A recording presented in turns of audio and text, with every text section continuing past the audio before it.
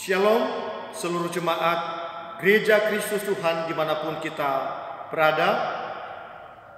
Saya Evangelis Karuniaman, Gembala Sidang GKT Jemaat Maranatha Paiton, mengajak setiap kita untuk beribadah dengan keluarga kita masing-masing, karena kita masih belum bisa beribadah di gereja. Dengan kita menerapkan protokol kesehatan, tetap menjaga kebersihan, social distancing, dan tetap kita juga mendampingi anak-anak untuk menghadapi new normal ini. Dan yang terpenting, kita selalu menghadirkan sukacita dalam kehidupan kita untuk menjalani hidup ini bersama dengan Tuhan. Apapun keadaan ini, tetap kita percaya bahwa Tuhan setia bersama dengan kita. Selamat beribadah, Tuhan memberkati kita semua. Shalom Bapak Ibu, Saudara-saudari Jemaat Gereja Kristus Tuhan dimanapun saudara berada. Saya Penginjil Lisel Junita, Gembala Sidang GKT Getsemani Balung, mengucapkan selamat beribadah kepada kita semua. Ajaklah seluruh anggota keluarga kita, anak-anak kita, untuk tetap setia beribadah kepada Tuhan di tengah masa pandemi yang sulit ini. Selain itu, marilah kita juga tetap menerapkan akan protokol kesehatan dengan selalu rajin cuci tangan, jaga jarak, agar kita semuanya sehat untuk kemuliaan nama Tuhan. Selamat beribadah, Tuhan Yesus memberkati kita semua. Amin.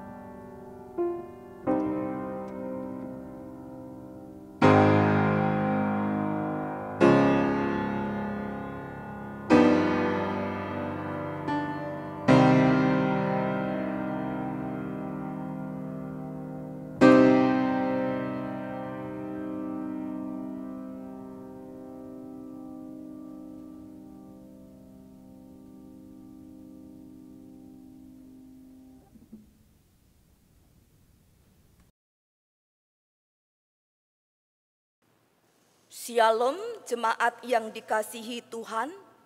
Kita bersyukur hari ini kita diberikan Tuhan kesempatan untuk beribadah. Jemaat dimohon berdiri. Kita mempersiapkan hati kita untuk beribadah. Arahkanlah hatimu kepada Tuhan dan beribadahlah kepadanya dengan sikap penyembahan.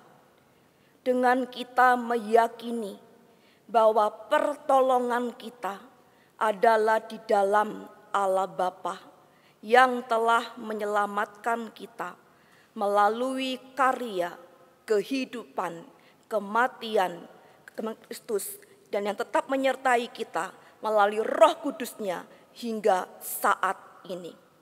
Yesus Kristus mati untuk kita.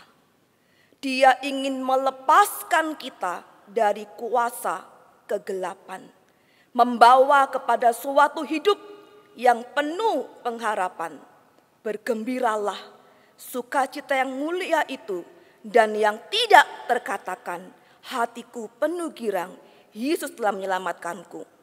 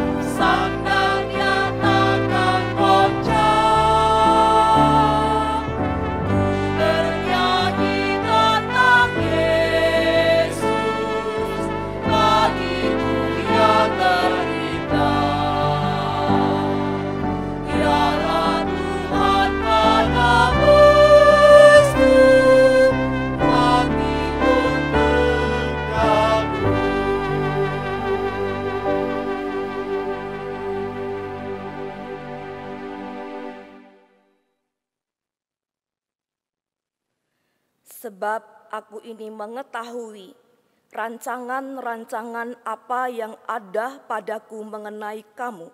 Demikianlah firman Tuhan, yaitu rancangan damai sejahtera dan bukan rancangan kecelakaan, untuk memberikan padamu hari depan yang penuh harapan. Allah memanggil kamu keluar dari kegelapan kepada terangnya yang ajaib. Kamu yang dahulu bukan umat Allah, tetapi yang sekarang telah menjadi umat-Nya, menjadi umat kepunyaan Allah sendiri, dan tidak ada yang merebut seorang pun dari tangan Bapa. Yesus mengasihi kita, kita menjadi milik-Nya, bukan untuk sementara, tapi selamanya.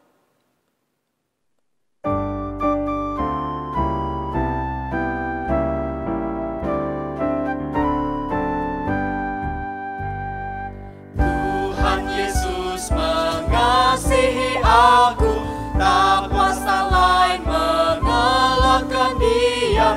Yesus berkorban bagi daku, sekarang ku milik-Nya.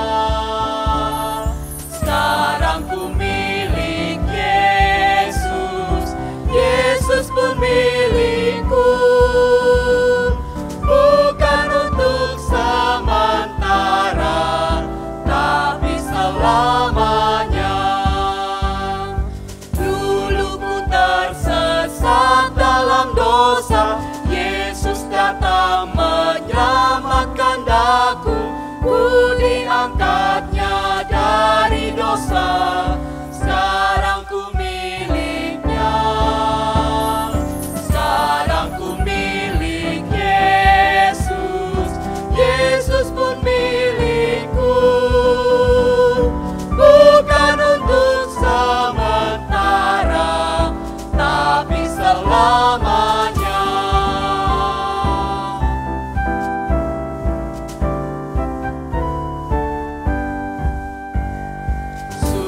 sukacita memenuhi kalbu, karena Tuhan menebus jiwaku.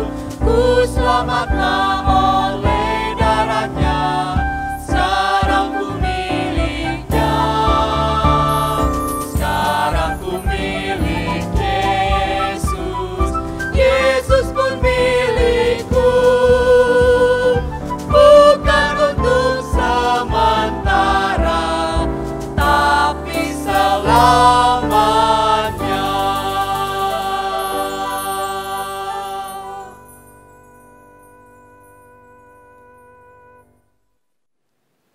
Jemaat dimohon untuk berdiri. Kita akan bersama-sama datang kepada Tuhan. Kita memohon pengampunan atas dosa-dosa kita. Sebab mereka yang hidup menurut daging memikirkan hal-hal yang dari daging. Mereka yang hidup menurut roh kan hal-hal yang dari roh. Kasihanilah kami ya Allah, menurut kasih setiamu. Hapuskanlah pelanggaran kami menurut rahmat-Mu yang besar. Bersihkanlah kami seluruhnya dari kesalahan kami, dan tahirkanlah kami dari dosa kami. Sebab kami sendiri sadar akan pelanggaran kami, dan senantiasa bergumul dengan dosa kami. Jadikanlah hati kami tahir ya Allah, dan baharuilah batin kami dengan roh yang teguh. Janganlah membuang kami dari hadapan-Mu, dan janganlah mengambil roh-Mu yang kudus daripada kami. Bangkitkanlah kembali pada kami kegirangan karena selamat yang daripada-Mu, dan lengkapilah kami dengan roh kerelaan. Kami mengaku dan memohon kepadamu, dalam nama Tuhan Yesus. Amin. Inilah berita pengampunan dari Tuhan.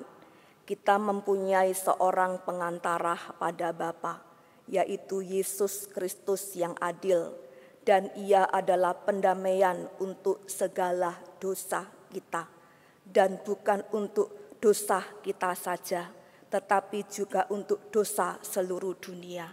Demikianlah firman Tuhan. Syukur kepada Allah. Sebagai orang-orang yang telah diampuni dosa-dosanya, kita akan bersama-sama membaca petunjuk hidup baru. Amsal pasal yang ke-16 ayat ketiga yang berbunyi demikian. Serahkanlah perbuatanmu kepada Tuhan, maka terlaksanalah segala rencanamu. Jemaat dipersilakan duduk. Yesus mengundang kita untuk membawa segala beban kita kepada Tuhan. Datanglah kepadanya, berserulah kepadanya, sambutlah Yesus, Ia akan menolongmu.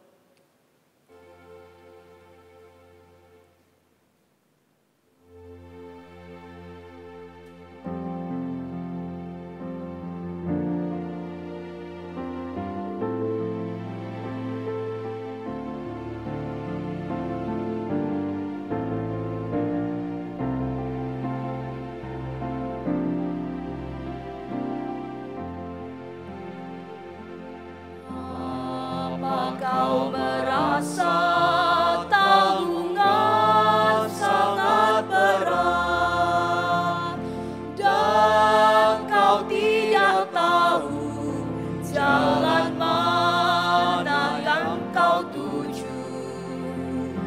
Bila rasa lemah hadapi hidup ini, mau tolong bila kau berseru. Dia selalu mendengar doa orang yang lesu. Jalan sertanya dalam kasih-Nya setiap waktu. Kau kecewa, ingatlah yang kau perlu. Sambutlah Yesus, Ia akan menyambutmu.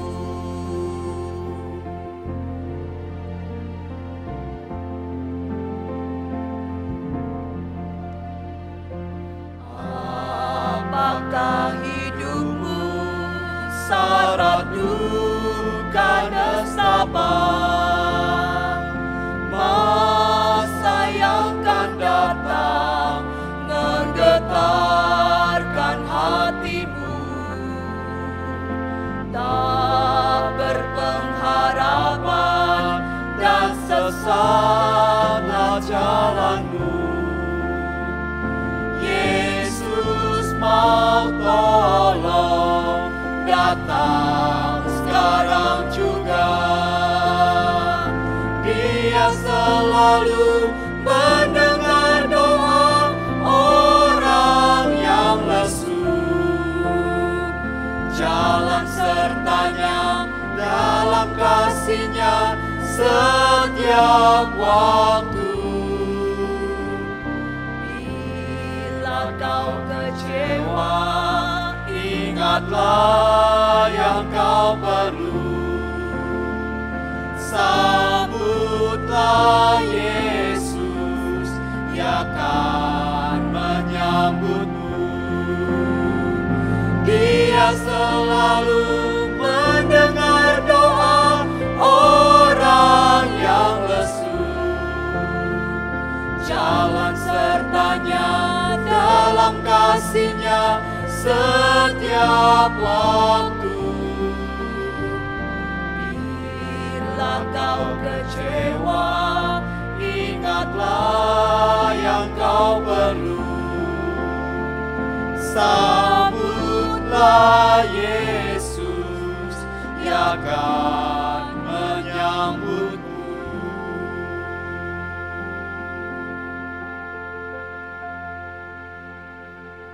Jemaat dimohon untuk berdiri. Kita akan bersama-sama mengakui pengakuan iman kita. Kita mengikrarkan pengakuan iman rasuli yang berbunyi sebagai berikut. Aku percaya kepada Allah, Bapa yang Maha Kuasa, Khalik langit dan bumi, dan kepada Yesus Kristus, Anak-Nya yang tunggal Tuhan kita, yang dikandung daripada Roh Kudus, lahir dari anak darah Maria, yang menderita sengsara di bawah pemerintahan Pontius Pilatus, disalibkan, mati dan dikuburkan, turun ke dalam kerajaan maut, pada hari yang ketiga, bangkit pula dari antara orang mati, naik ke surga, duduk sebelah kanan Allah, Bapa yang Maha Kuasa, dan dari sana Ia akan datang untuk menghakimi orang yang hidup dan yang mati. Aku percaya kepada Roh Kudus, gereja yang kudus dan am, persekutuan orang kudus, pengampunan dosa, kebangkitan tubuh, dan hidup yang kekal. Amin. Jemaat dipersilakan duduk. Mari kita bersama-sama masuk di dalam doa syafaat. Kami naikkan syukur dan terima kasih kepadamu Tuhan untuk pemeliharaan dan berkat-Mu di dalam kehidupan kami semua. Terima kasih untuk kesempatan yang Tuhan berikan kepada kami untuk kami kembali beribadah secara pribadi atau bersama keluarga melalui ibadah online saat ini. Kami bersama-sama berdoa untuk GKT Pos PI Pontianak. Kiranya Tuhan memberkati pelayanan penginjil Tekjung sebagai gembala. Berkati segala bentuk upaya yang dilakukan di dalam mengembalakan jemaat di sana di dalam masa pandemi COVID-19 ini.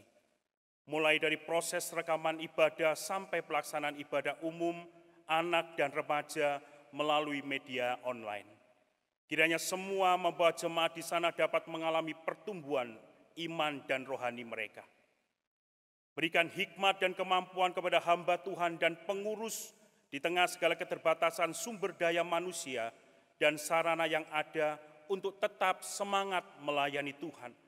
Untuk tetap giat menjangkau jiwa-jiwa baru. Berkati kehidupan semua jemaat Tuhan di sana. Secara khusus kami berdoa untuk anak-anak dan remaja yang ada di sana. Kiranya mereka bertumbuh menjadi anak-anak yang cinta Tuhan dan cinta akan gerejanya. Yang kelak mereka menjadi generasi yang mampu mengembangkan pelayanan GKT Pos PI Pontianak. Kami juga berdoa bagi GKT Pos PI Palangkaraya. Pos pekabaran Injil yang baru beberapa bulan dibuka dan memulai ibadah, namun saat ini tidak bisa melangsungkan kegiatan itu kembali akibat adanya pandemi COVID-19. Kiranya hikmat Tuhan memampukan Bapak Martin yang dipercaya untuk merintis, mengembangkan, serta menggembalakan jemaat di sana. Tuhan memberkati kehidupan bersama orang-orang yang sudah bergabung, dan kiranya mereka tetap Kau berikan kesetiaan beribadah, mendukung secara aktif akan kemajuan Pos PI Palangkaraya ke depannya. Kami berdoa kiranya Pos PI GKT, khususnya Pos PI Pontianak dan Palangkaraya, mampu menjangkau jiwa-jiwa baru untuk dibawa mengenal dan menerima Tuhan Yesus sebagai Juru Selamat.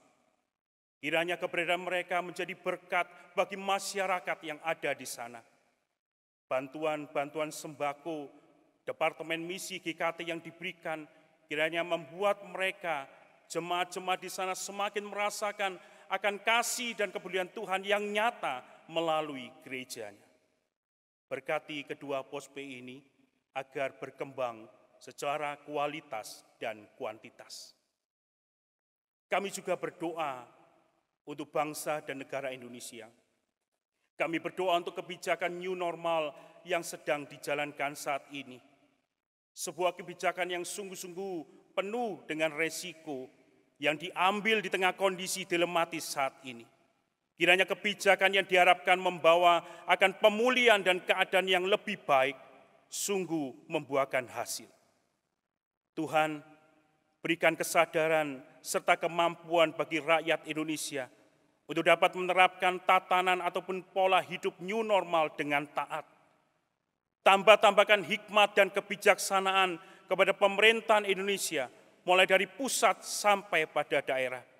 Berkati kerja gugus tugas COVID-19, para tenaga medis di dalam menangani pandemi COVID-19 yang ada.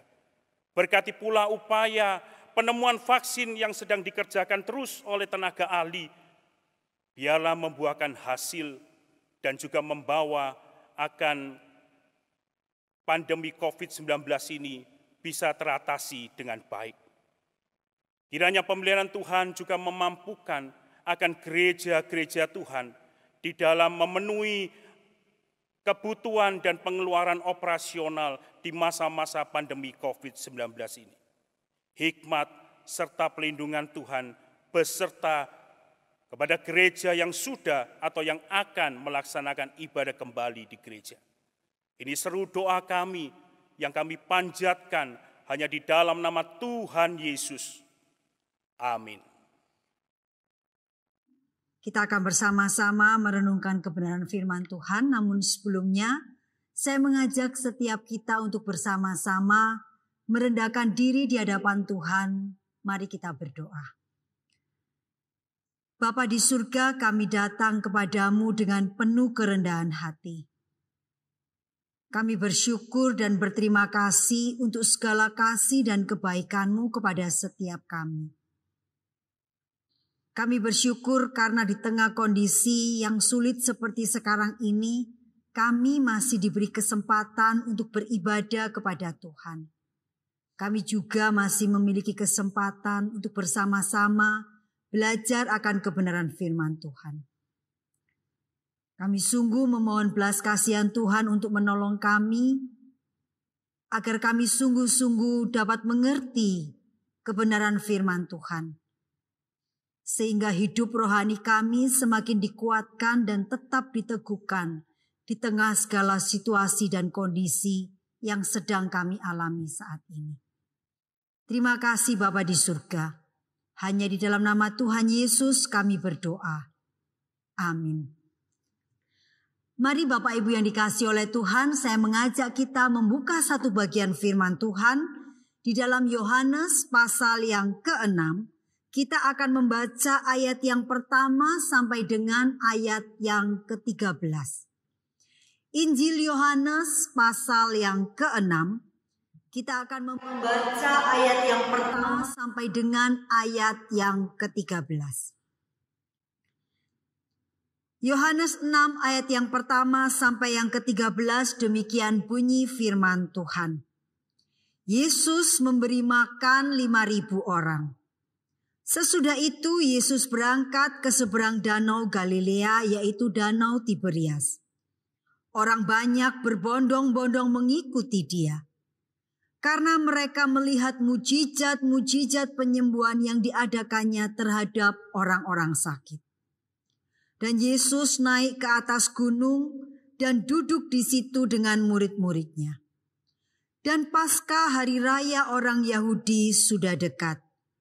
Ketika Yesus memandang sekelilingnya dan melihat bahwa orang banyak berbondong-bondong datang kepadanya, berkatalah ia kepada Filipus, "Di manakah kita akan membeli supaya mereka ini dapat makan?" Hal itu dikatakannya untuk mencobai dia, sebab ia sendiri tahu apa yang hendak dilakukannya. Jawab Filipus kepadanya, "Roti seharga 200 dinar tidak akan cukup untuk mereka ini, sekalipun masing-masing mendapat sepotong kecil saja."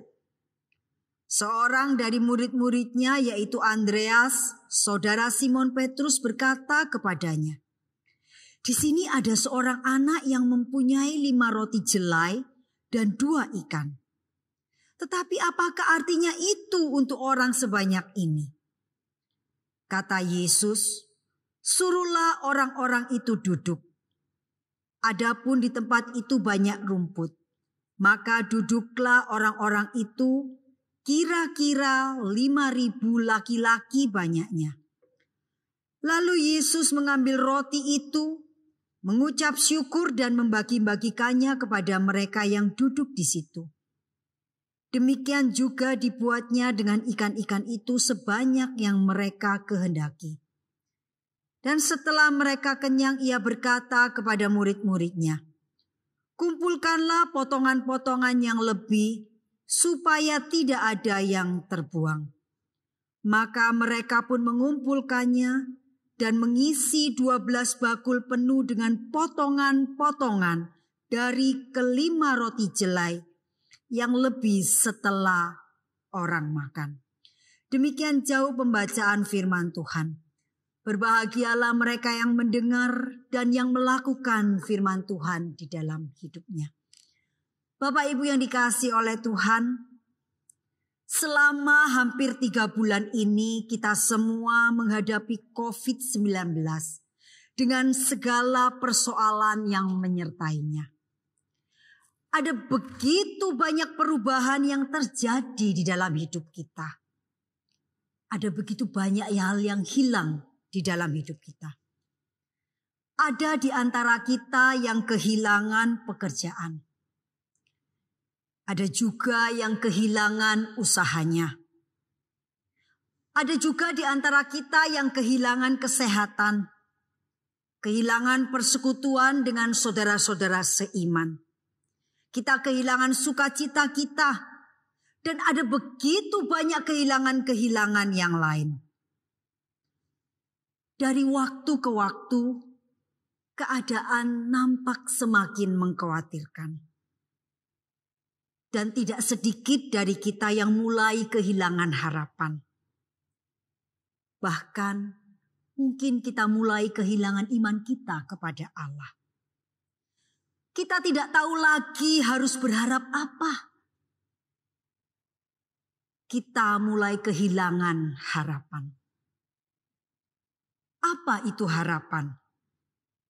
Harapan merupakan salah satu sumber motivasi manusia untuk melakukan sesuatu atau bertahan ketika menghadapi kondisi yang sulit.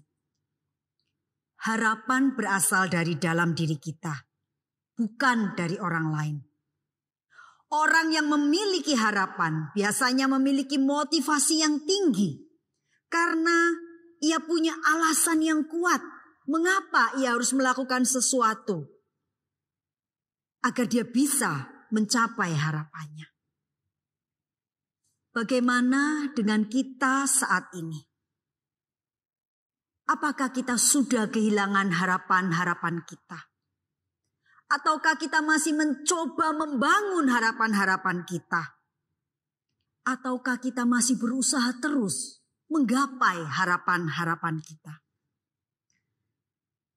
Ada 3 nasihat penting yang akan kita pelajari dari firman Tuhan hari ini. Nasihat ini akan menolong kita untuk menggapai harapan-harapan kita bersama-sama dengan Tuhan. nasihat firman Tuhan yang pertama. Nasihat yang pertama, janganlah fokus kepada masalah. Nasihat firman Tuhan pada pagi hari ini yang pertama adalah janganlah fokus kepada masalah. Bapak Ibu yang dikasihi oleh Tuhan, ketika kita masuk dalam satu kondisi atau kesulitan, apakah yang menjadi fokus kita? Apakah yang menjadi perhatian kita? Secara manusia, kita punya kecenderungan untuk fokus dan melihat hanya kepada masalah atau kesulitan-kesulitan yang ada di hadapan kita. Dan kemudian kita mulai kehilangan kemampuan kita untuk melihat harapan dan jalan keluar ketika kita ada dalam kesulitan. Kalau kita perhatikan firman Tuhan yang baru saja kita baca di dalam Yohanes pasal yang ke-6. Hal ini juga dialami oleh murid-murid Yesus. Murid-murid Yesus lebih fokus melihat masalah ketika diminta untuk memberi makan 5.000 orang yang ada pada saat itu. Padahal sesungguhnya murid-murid Yesus ini adalah murid-murid yang sudah bersama-sama dengan Yesus. Mereka melihat begitu banyak mujizat yang sudah dilakukan Yesus. Mereka menjadi saksi ketika Yesus melakukan peristiwa-peristiwa yang luar biasa. Tetapi ketika murid-murid ini diminta untuk memberi makan 5.000 orang, mereka tidak bisa melihat pengalaman-pengalaman ajaib bersama-sama dengan Tuhan. Tetapi mereka justru lebih fokus kepada kesulitan atau masalah yang sedang mereka hadapi. Bapak Ibu yang dikasihi oleh Tuhan, ketika Yesus berkata kepada murid-muridnya, bagaimana kita bisa memberi makan 5.000 orang ini? Murid-murid segera merespon dengan mengatakan, orang-orang yang diberi makan ini terlalu banyak. Tidak ada penjual roti di tempat ini. Roti seharga 200 dinar pun tidak akan cukup memberi makan orang-orang sebanyak ini. Mereka lebih fokus melihat kepada kesulitan yang ada. Mereka lebih fokus dan menghabiskan perhatian mereka untuk melihat kesulitan yang ada di hadapan mereka. Bapak Ibu yang dikasihi oleh Tuhan, kesulitan itu memang ada. Kesulitan itu memang nyata. Kesulitan itu memang ada di hadapan mereka. Tapi tidak seharusnya mereka menghabiskan energi dan perhatian mereka hanya melihat kepada kesulitan dan halangan yang ada. Bukankah lebih baik mereka belajar untuk fokus dan menghabiskan energinya untuk memikirkan dan mengerjakan apa yang Yesus perintahkan? Bukankah ini juga sedang kita alami akhir-akhir ini? Kita memang sedang dihadapkan pada berbagai macam kesulitan. Kita memang menghadapi berbagai macam keterbatasan. Kita memang memiliki berbagai macam hal yang membuat kita khawatir pada masa pandemi COVID-19 saat ini. Kesulitan itu memang ada. Kesulitan itu memang nyata. Tantangan itu muncul di hadapan kita. Persoalan itu melilit kehidupan kita.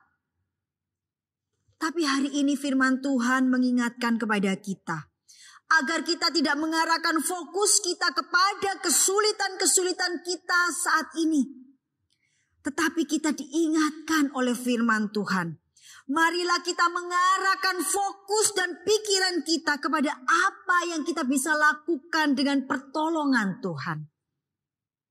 Marilah kita menghabiskan energi kita, kekuatan kita, pikiran-pikiran kita untuk memikirkan hal-hal yang baik yang masih mungkin untuk kita lakukan di tengah situasi yang penuh dengan keterbatasan, di tengah situasi yang sulit dan penuh dengan pergumulan seperti sekarang ini. Jangan biarkan fokus dan energi kita terkuras untuk mengeluh, menggerutu, menyala-nyalakan keadaan, menyalahkan orang lain, menyalahkan pemerintah, atau bahkan mungkin kita menyalahkan Tuhan. Kesulitan akan selalu ada, bahkan mengiringi perjalanan kehidupan kita. Tetapi firman Tuhan hari ini mengingatkan kepada kita. Bila kita ingin menggapai harapan-harapan kita yang masih ada, jangan fokus kepada kesulitan. Jangan menghabiskan energi kita untuk memikirkan kesulitan-kesulitan itu. Tetapi marilah kita mengarahkan pikiran kita, mengarahkan pandangan kita kepada Allah, mengalihkan fokus kita kepada pertolongan Tuhan, mengarahkan fokus kita untuk melihat bahwa masih ada jalan keluar yang Allah sediakan bagi kita. Maka Bapak Ibu yang dikasihi oleh Tuhan, ketika kita tidak hanya fokus kepada masalah dan kesulitan yang ada di hadapan kita, tetapi sebaliknya kita belajar mengarahkan hati dan pandangan kita kepada Allah, maka kita punya kesempatan dan peluang untuk terus membangun harapan-harapan kita, bahkan meraih harapan-harapan kita bersama-sama dengan Tuhan. Ini adalah nasihat firman Tuhan yang pertama. Jangan fokus kepada masalah. Kemudian nasihat yang kedua. Nasihat yang kedua adalah marilah kita selalu optimis. Nasihat firman Tuhan yang kedua, marilah kita selalu optimis. Sikap kedua yang harus kita miliki untuk menggapai harapan-harapan kita adalah memiliki sikap yang optimis. Optimis dan yakin pada apa yang kita miliki saat ini. Dalam keadaan sulit memang manusia cenderung untuk menjadi pesimis. Manusia cenderung untuk melihat apa yang tidak ada dalam diriku. Apa yang hilang saat ini. Apa yang tidak kumiliki lagi saat ini. Ini pun dialami oleh murid-murid. Saat murid-murid diminta untuk memberi makan 5.000 orang. Filipus segera merespon dengan mengatakan, roti seharga 200 dinar pun tidak akan cukup untuk memberi makan orang sebanyak ini. Berapa kira-kira 200 dinar itu? 1 dinar adalah upah 1 hari pekerja harian. Kalau kita anggap upah pekerjaan harian saat ini sekitar 100.000 satu hari, maka 200 dinar itu kira-kira 2 juta. Filipus mengatakan, Tuhan, kalaupun ada uang 20 juta dan saya beli roti untuk orang-orang ini, itu pun tidak akan cukup.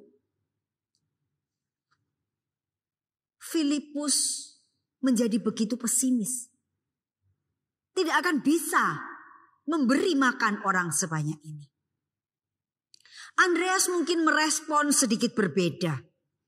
Ia mengatakan, di sini ada seorang anak kecil yang punya 5 roti dan 2 ikan. Walaupun Andreas sendiri menyadari bahwa apalah artinya 5 roti dan 2 ikan itu untuk memberi makan orang sebanyak itu. Tetapi Bapak Ibu yang dikasihi oleh Tuhan, firman Tuhan mengingatkan kepada setiap kita melalui pelajaran firman Tuhan hari ini agar kita menjadi orang yang optimis. Seorang anak kecil menyerahkan apa yang ia miliki. Dia membawa 5 roti dan 2 ikan dan memberikan kepada Yesus. Secara fakta, 5 roti dan 2 ikan ini tidak bisa menyelesaikan problem pada saat itu. 5 roti dan 2 ikan ini tidak ada artinya untuk bisa menyelesaikan persoalan yang nampaknya begitu besar. Memberi makan 5.000 orang. Tetapi seorang anak kecil menyerahkan sesuatu yang begitu sederhana yang ada padanya. Dia serahkan kepada Yesus. Dengan satu keyakinan bahwa sesuatu yang sederhana yang dia miliki yang ada padanya, ketika itu diserahkan dan dipercayakan kepada Yesus, maka Yesus yang hebat dan berkuasa itu akan mampu melakukan sesuatu.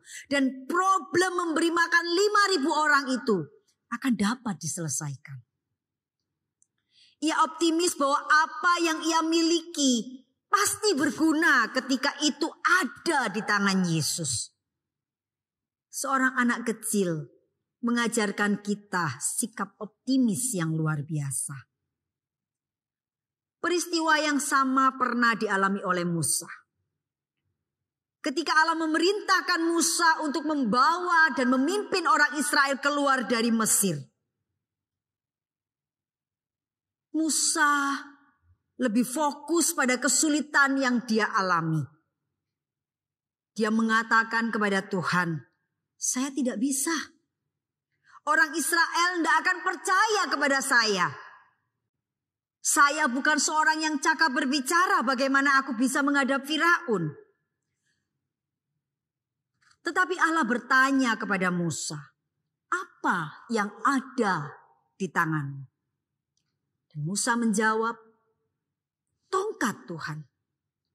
Bapak Ibu yang dikasihi oleh Tuhan, secara fakta, apa artinya tongkat itu pada saat itu? Apa gunanya tongkat itu? Apakah mungkin tongkat itu bisa membantu Musa melawan Firaun dan membawa orang Israel keluar dari Mesir? Secara fakta, tongkat itu sepertinya tidak memiliki arti apa-apa. Tetapi catatan firman Tuhan menunjukkan bahwa dengan tongkat itulah Musa membawa orang Israel keluar dari tanah Mesir. Dengan tongkat itu ia melakukan mujizat. Dengan tongkat itu ia membelah laut Taberau. Dengan tongkat itu ia mengeluarkan air dari bukit batu. Sesuatu yang sederhana yang kita miliki. Ketika kita menyerahkan kepada Tuhan untuk digunakan, maka Tuhan bisa menggunakan itu untuk mencapai perkara-perkara besar. Bapak Ibu yang dikasihi oleh Tuhan, Allah akan menolong kita melalui masa-masa yang sulit seperti sekarang ini. Dengan apa yang ada pada kita. Karena itu mari kita terus percaya dan memiliki sikap optimis. Apa yang masih ada dan apa yang masih kumiliki hari ini? Apa yang masih bisa kulakukan? Semuanya itu kulakukan bukan karena kemampuan atau kehebatanku.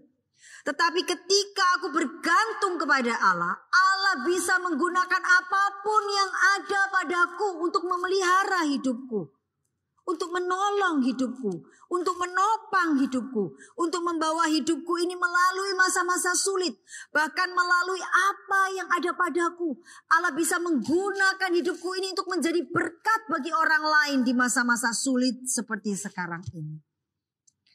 Bapak Ibu yang dikasihi oleh Tuhan, apa yang masih kita miliki hari ini? Mungkin kita mengatakan, saya sudah tidak punya apa-apa lagi. Saya sudah tidak punya pekerjaan. Uang di tabungan sudah habis. Sudah tidak punya apa-apa lagi. Tetapi Bapak Ibu yang dikasihi oleh Tuhan, hari ini kita masih punya waktu. Hari ini kita masih punya kesehatan. Hari ini kita masih punya keterampilan. Kita masih punya pikiran. Dan terlebih-lebih kita masih punya Tuhan bersama-sama dengan kita. Allah bisa menggunakan apa saja yang ada pada kita untuk menolong kita. Bapak Ibu yang dikasihi oleh Tuhan. Satu ketika saya membaca sebuah postingan dari alumni murid saya di Sekolah Kristen Alitia Surabaya. Dia memposting sejumlah gambar makanan dan berbagai macam hal-hal yang dia jual. Kemudian saya kontak dia lewat WA. Setahu saya dia tinggal di luar kota, bukan tinggal di Surabaya. Tetapi ketika dia menawarkan makanan dan barang-barang jualannya itu, dia mengatakan bahwa dijual untuk daerah Surabaya. Lalu saya kontak lewat WA dan saya bertanya, "Loh, kok ada di Surabaya?" Lalu dia mengatakan, "Iya loh, saya terpaksa pulang ke Surabaya. Suami saya dirumahkan selama 2 bulan tanpa digaji. Dan untuk bisa bertahan hidup, saya harus berusaha. Saya percaya kalau saya itu tidak malas, kalau saya mau melakukan sesuatu, saya mau mengerjakan sesuatu, Tuhan akan menolong saya. Dan karena suami saya itu bisanya masak, ya saya jual makanan. Dia jual apa saja makanan macam-macam dan dia mengerjakan dengan sedemikian luar biasa. Bapak Ibu yang dikasih oleh Tuhan, apa yang masih ada pada kita hari ini? Apa yang masih kita miliki? Segala sesuatu yang ada pada kita, sekalipun sederhana. Tetapi ketika kita menyerahkan kepada Tuhan, memohon Tuhan untuk menolong kita, maka Tuhan akan bisa menolong kita mendapatkan hal-hal yang luar biasa. Menolong kita untuk tetap bisa menggapai harapan-harapan kita. Untuk menolong kita melalui masa-masa yang sulit ini dan tetap menjadi berkat bagi orang lain. Nasihat yang kedua adalah tetaplah optimis. Jangan mengeluh untuk sesuatu yang sudah hilang dan tidak kita miliki. Jangan menggerutu untuk apa yang sudah tidak ada pada kita. Tetapi tetaplah optimis dan percaya, saya masih punya ini. Kalau saya bersama-sama dengan Tuhan, sesuatu yang sederhana yang ada pada saat ini, Tuhan bisa gunakan untuk melakukan perkara-perkara yang besar. Ini adalah nasihat yang kedua. Tetaplah optimis. Dan nasihat yang ketiga bagi setiap kita pada pagi hari ini. Tetaplah percaya kepada Yesus. Tetaplah percaya kepada Yesus. Bapak Ibu yang dikasihi oleh Tuhan, sikap optimis seperti yang saya katakan pada nasihat yang kedua, itu kita miliki karena kita punya dasar. Yaitu bahwa sikap optimis itu didasarkan kepada keyakinan dan kepercayaan kita kepada Allah. Dalam kondisi yang sulit seperti sekarang ini, iman dan percaya kita benar-benar diuji. Sebagai orang percaya, kita seringkali mengaminkan bahwa Yesus itu hebat, bahwa Yesus itu luar biasa, bahwa Yesus itu Allah yang besar dan mampu melakukan perkara-perkara besar.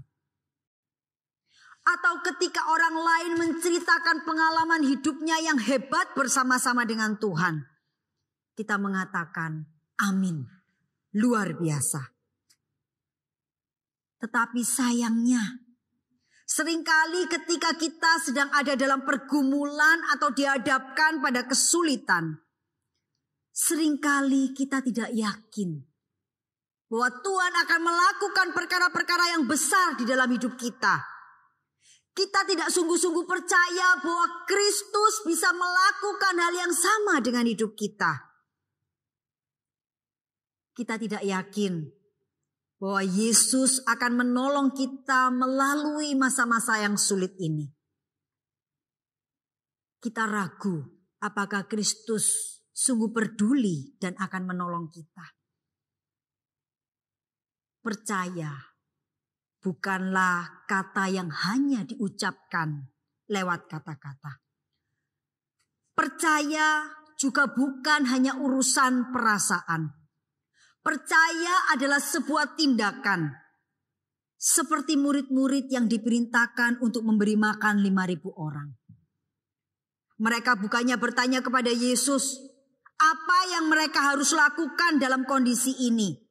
Meyakini bahwa mereka harus mengerjakan bagian mereka dan apa yang lain yang mereka tidak bisa kerjakan, Yesus yang akan mengerjakan. Tetapi mereka tidak yakin akan hal itu. Mereka justru sibuk menyampaikan berbagai macam masalah yang ada daripada percaya bahwa Yesus bisa mengerjakan sesuatu yang luar biasa melalui mereka. Bapak Ibu yang dikasihi oleh Tuhan, hari ini firman Tuhan mengajar kepada kita untuk sungguh-sungguh percaya dan menggantungkan hidup kita kepada Allah. Percaya bahwa Allah mengasihi kita.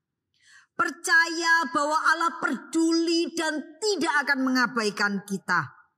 Percaya bahwa Allah mengenal dan memperhatikan kita secara pribadi. Percaya bahwa Allah akan melakukan pekerjaan-pekerjaan besar dalam hidup kita. Percaya bahwa Ia tidak meninggalkan kita ketika kita ada di dalam lembah kekelaman. Percaya bahwa Ia turut bekerja untuk mendatangkan kebaikan di dalam hidup kita. Bapak Ibu yang dikasihi oleh Tuhan, ketika kita mempercayakan hidup kita sepenuhnya kepada Allah dan meyakini bahwa tangan kasih Tuhan akan terus memegang hidup kita, maka kita tidak punya alasan untuk kehilangan harapan-harapan kita. Ketika kita menaruh percaya kita, hidup kita ke dalam pemeliharaan Allah, maka kita akan punya kesempatan untuk menggapai harapan-harapan kita bersama-sama dengan Tuhan. Kita punya kesempatan untuk melalui masa-masa sulit ini bersama-sama dengan Tuhan.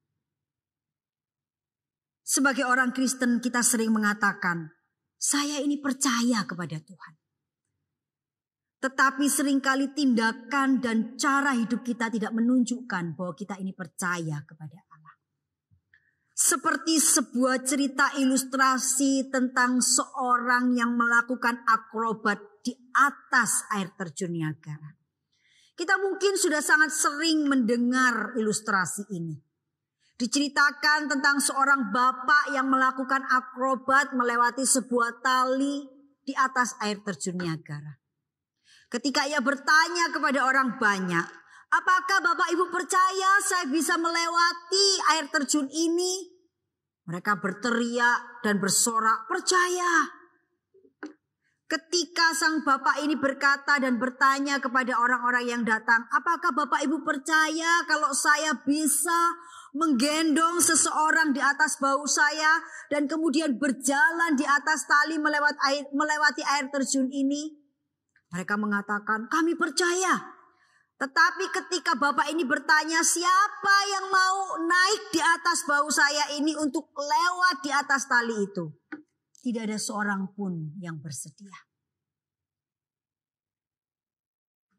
Tetapi kemudian seorang anak kecil naik di atas bahu bapak itu dengan penuh keyakinan. Sehingga kemudian bapak itu melakukan akrobat dan melewati tali itu. Ketika anak ini turun, semua orang bertanya-tanya, kamu kok hebat? Kamu kok berani? Sang anak menjawab dengan begitu ringan. Dia itu papa saya. Dia tidak mungkin mencelakakan saya. Dia pasti membawa saya selamat sampai melewati tali itu dari satu ke seberang yang lain. Bapak Ibu yang dikasihi oleh Tuhan. Allah menyebut kita sebagai anak-anaknya. Ia mati di atas kayu salib untuk menyelamatkan kita. Dia rela mengorbankan anaknya yang tunggal untuk menyelamatkan kita. Apakah ia tidak akan memelihara dan melakukan sesuatu untuk menolong kita melalui masa-masa yang sulit seperti sekarang? Mari kita belajar untuk percaya kepada Allah. Percaya bahwa ia tidak meninggalkan kita. Percaya bahwa ia mengasihi kita dan memperhatikan kita secara pribadi. Bapak Ibu yang dikasihi oleh Tuhan, inilah 3 nasihat firman Tuhan bagi kita pada pagi hari ini. Kita diingatkan bahwa pada masa-masa sulit seperti sekarang ini, belajarlah untuk tidak fokus kepada masalah kita, tapi belajarlah untuk memfokuskan pikiran dan perhatian kita kepada Allah. Kemudian nasihat yang kedua, kita diingatkan untuk tidak menjadi orang yang pesimis, tetapi belajarlah untuk selalu menjadi orang yang optimis. Meyakini dengan apa yang ada pada kita, Allah mampu menolong kita. Dan nasihat yang ketiga, kita diingatkan untuk sungguh-sungguh percaya kepada Allah. Menyerahkan hidup kita ke dalam tangannya. Karena sesungguhnya dengan mempercayakan hidup kita kepada Allah, kita meletakkan hidup kita di tangan yang tepat. Biarlah firman Tuhan pada pagi hari ini mengingatkan kita, menguatkan kita, menyemangati kita melalui saat-saat yang sulit ini. dengan tetap memiliki pengharapan di dalam Allah, dengan memiliki keyakinan bahwa Tuhan beserta dengan kita. Mari kita bersama-sama berdoa. Tuhan, kami bersyukur kepadamu untuk segala kasih dan kebaikan-Mu.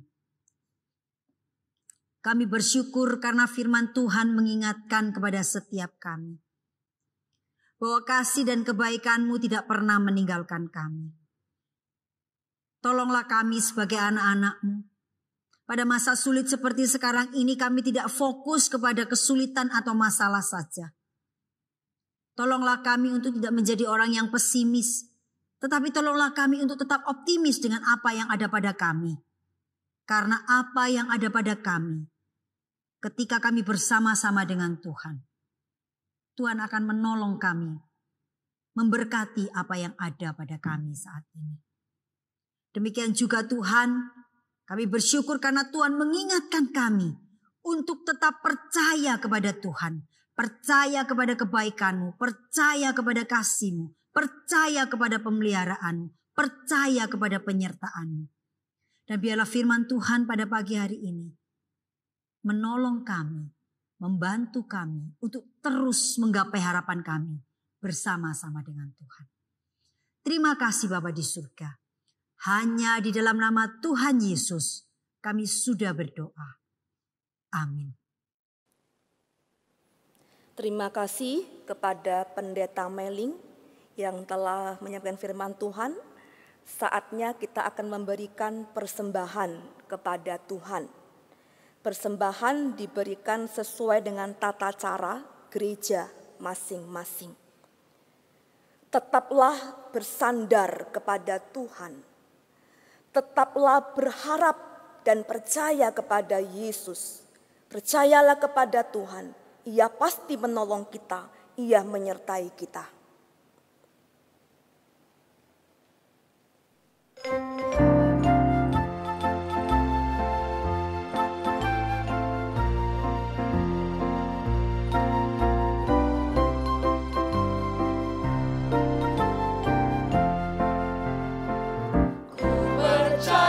Padanya tempuh hidupku,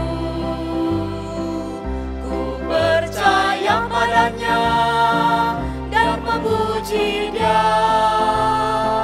Badai atau cuaca gelap, beratlah langkahku,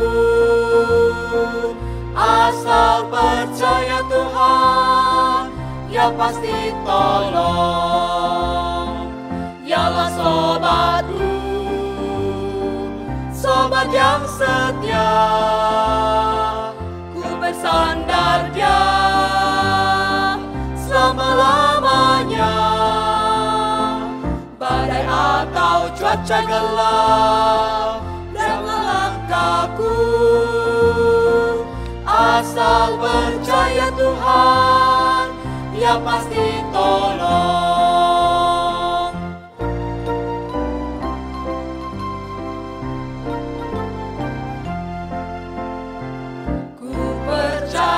Padanya di jalan sempit, ku percaya padanya, selalu ikut Dia.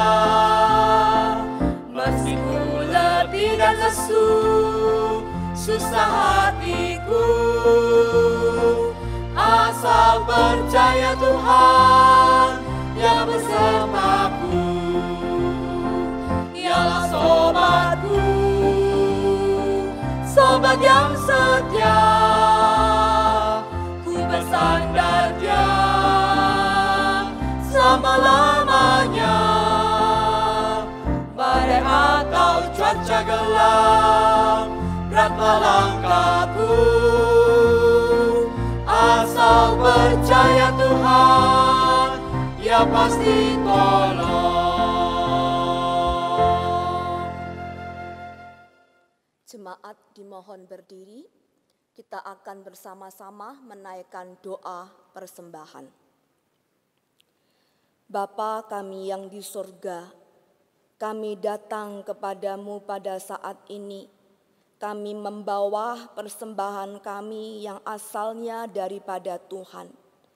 Entah itu persembahan ucapan syukur kami, ataupun persembahan persepuluhan kami. Persembahan ini Tuhan, kami mengakui semuanya hanya daripada Engkau saja. Tuhan, kami berdoa untuk pengurus gereja yang mengelola akan persembahan ini. Tuhan, berikanlah mereka hikmat di dalam mengelola akan persembahan ini.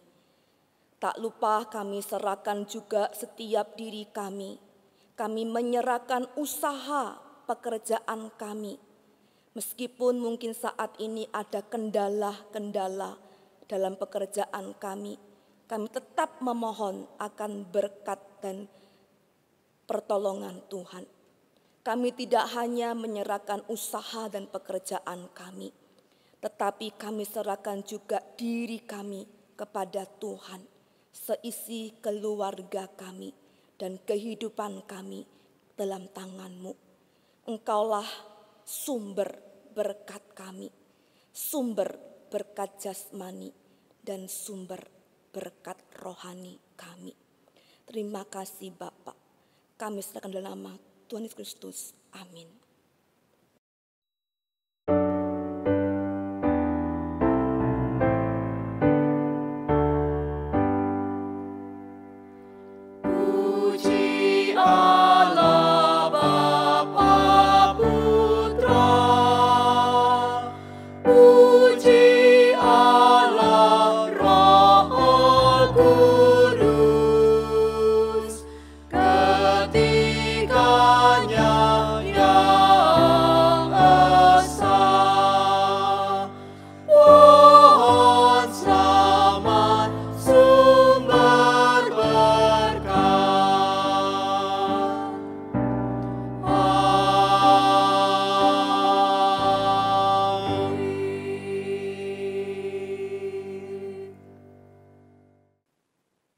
Jemaat yang dikasihi Tuhan, arahkanlah hatimu kepada Tuhan dan terimalah berkat Tuhan.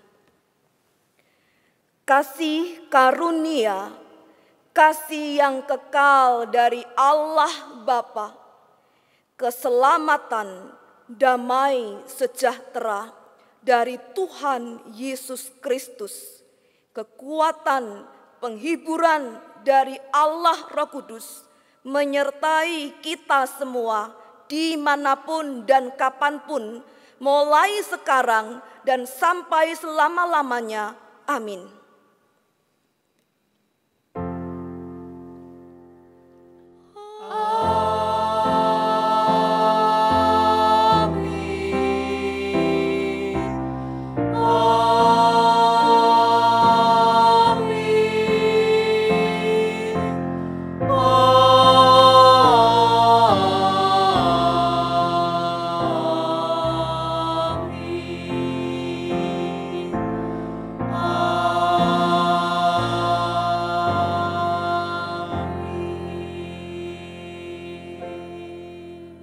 Jemaat dipersilakan duduk kembali. Ibadah selesai, selamat hari Minggu.